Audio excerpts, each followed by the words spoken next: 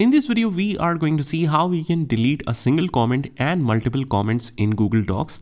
So we have added a couple of comments. As you can see on our right, we have added them randomly next to a word or a sentence. So if you just want to remove one simple comment, all you have to do is just click on that word where the comment is inserted, and it is a complete thread along with some replies. So all you have to do is just click on more options and click on delete. Click on delete again, and it will remove that complete section. But what if you want to remove multiple comments? Let's say we have multiple comments here. How do we delete them?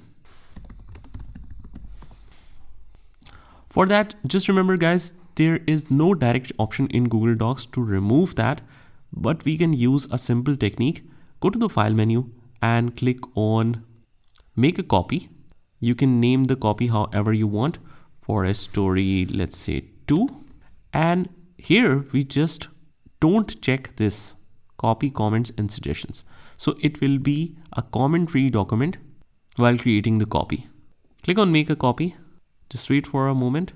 It will make an exact same copy, but without the comments or suggestions being copied.